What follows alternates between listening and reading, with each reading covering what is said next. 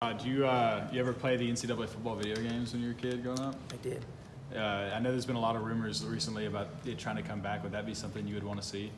Yeah, I think that'd be pretty awesome. If you had to say, what do you think your kicking power would be? 95, 97, 99? I have no idea.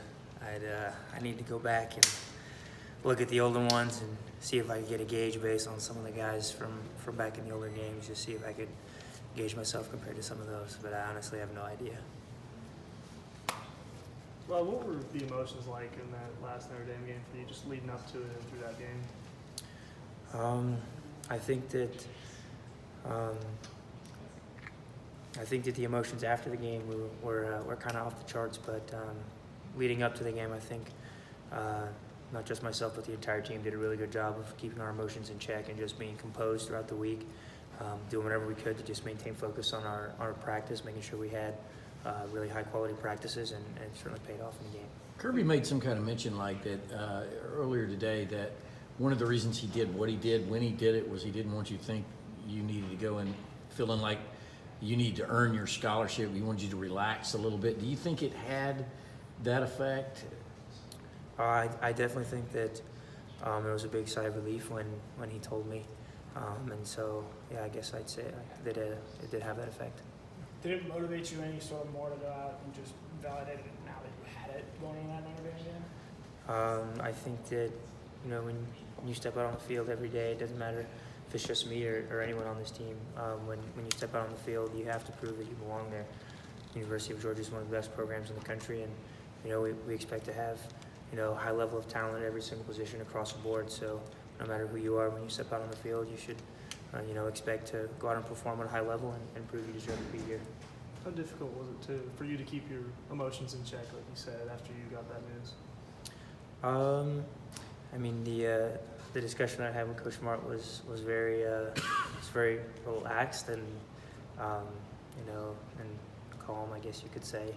And he told me, you can of course tell your parents, but he said that he had something planned. I was, of course, extremely excited, but just wanted to trust him and trust that, I was going to get to let the team know somehow. So it wasn't all that difficult to just kind of, keep cool. Of course, got to tell my parents and tell my girlfriend, and after that, we just kind of went from there. You strike me as like you have a very categorical kind of mind. You remember a lot of stuff and chart stuff down and everything. Like that kick, do you remember exact yardage, left, right, wind, and the kind of the scenarios that you were computing in your mind when you lined up for it? I don't think that I really paid too much attention in the moment that I was doing the kick.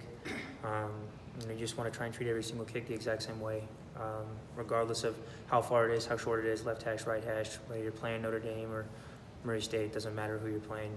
You want to try and give every kick an equal amount of attention and focus and just pay attention to details.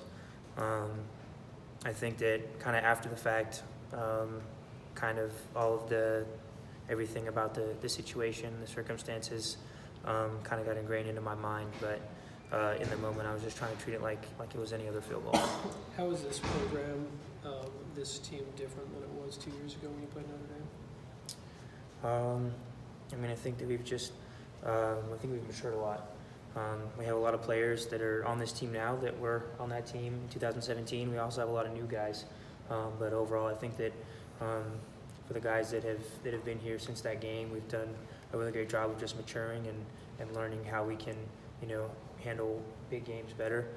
Learning how we can bring the young guys up with us and just coach everybody up, bring everybody up to the same level. So really, I'd say that I think we're just a really more mature football team. When y'all were going through player intros before a game, do you notice the amount of applause that you receive when your name's called?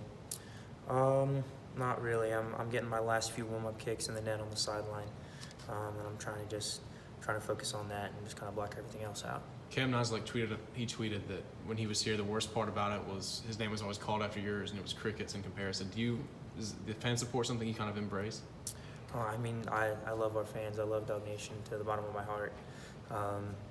I know that a lot of them are trying to get my attention on the sidelines when I'm warming up in the net, and they're right over there. And as much as I want to turn around and take pictures with them, I got to focus on the game. I got to just focus on my craft and doing everything that I can to help the team. But I love our fans so much, and any chance I get to say thanks, I'll do it. That game was obviously a before and after kind of moment for you with getting the scholarship and everything. How much, looking back on it, do you feel like it was a before and after moment for this program and sort of building it to what it's become now? I definitely think that it was a signature win for the team in that season. We had faced some major adversity, even before that game. It was Jake Fromm's first ever career start for the team, and so just the entire team faced some adversity in that game. But I really think it was a great opportunity for us to learn and develop and just learn how to handle tough situations.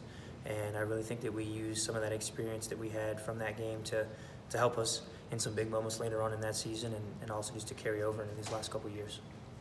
How special is it to be able to play in that game, get them back here? I mean, you come to Georgia, you expect to play in the SEC, which has obviously some marquee opponents, but Notre Dame's different. How special is it to have been a part of both of these games? I think that it's really special. Notre Dame has so much history with their program.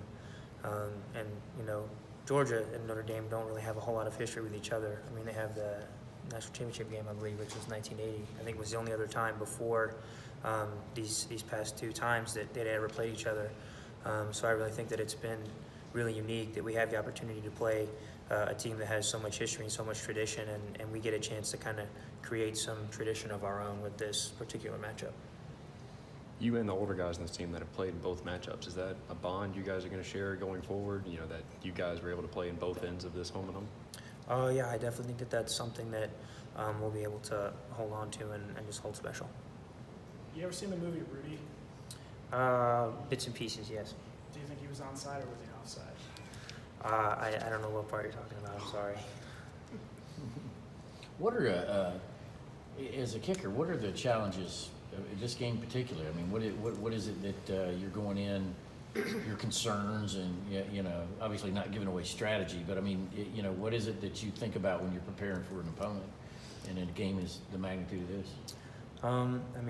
I think just trying to be as consistent as you can be, particularly with special teams. I think that when we played them last time, it was only the second time that that particular group of guys had been together on special teams with all of our cover units and return units, and we were still kind of trying to figure some things out. But I think that we've got a lot of guys that have returned from last season on a lot of our units, so we can carry over a lot of that chemistry. And I think that really we're just looking to be as consistent as we can be on special teams and do some things to put our defense in good situations, put our offense in good situations whenever we can. When do you start looking into wind conditions for games?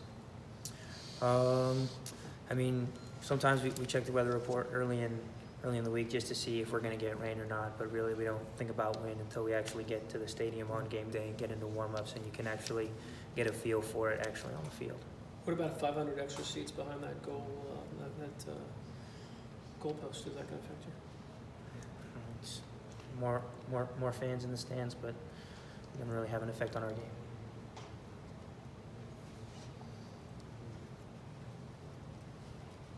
Any more questions?